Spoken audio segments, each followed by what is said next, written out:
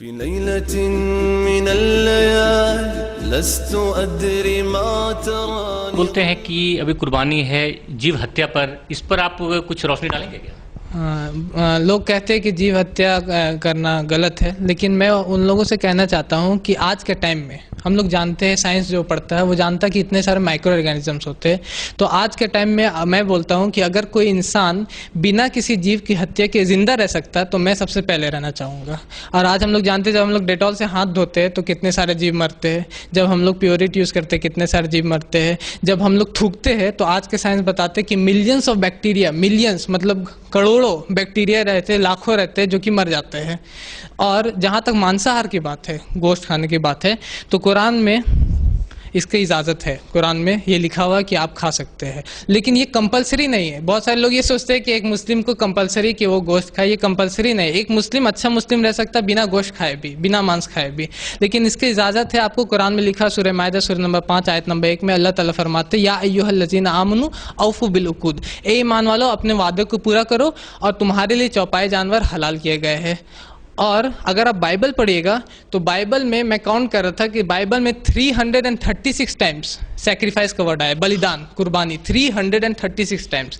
और जहाँ तक हिंदू धर्म की बात है तो बहुत सारे को ये गलत फहमी है कि हिंदू धर्म में मांस की इजाज़त नहीं, लेकिन अगर आप ये मनुस्मृति पढ़िएगा, ये मेरे हाथ में मनुस्मृति है, इसमें लिखा हुआ चैप्टर नंबर 5 वर्स नंबर 30 में कि eater of flesh does nothing wrong even if he does it day after day, कि जो लोग मांस खाते हैं वो लोग कुछ गलत नहीं करते अगर वो प्रतिदिन डेली भी खाते हैं, क्योंकि ईश्वर ने खुद किसी को खाने वाला किसी को खाए जाने वाला बनाया। उसी तरह Manusmriti chapter number 5 verse number 39 में लिखा कि God has himself created the sacrificial animals, कि ईश्वर ने खुद बलिदान के जानवरों को बनाया। So killing in a sacrifice not killing, तो जब बलिदान के लिए मारना नहीं होता।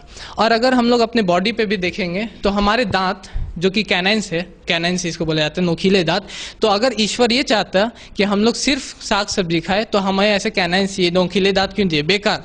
और हमें ऐसा डाइजेस्टिव सिस्टम क्यों दिया जो कि दोनों को हजम कर सकता, साग सब्जी को भी और गोश्त को भी हजम कर सकता। अगर ईश्वर ये चाहता कि हम लोग सिर्फ साग सब्जी खाए तो ऐसा डाइजेस्टिव सिस्टम हमें क्यों दिया?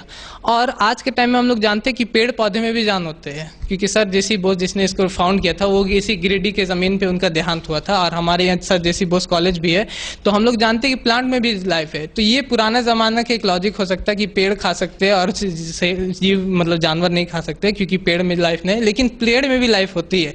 तो हम लोग आज के टाइम पे ये नहीं कह सकते कि पेड़ में लाइफ नहीं है तो हम लोग पेड़ खा सकते हैं, क्योंकि पेड़ में भी लाइफ है। और वो लोग इवन क्राई करते हैं, रोते हैं अगर उनमें पानी नहीं मिलते या उनको तोड़ते हैं हम लोग।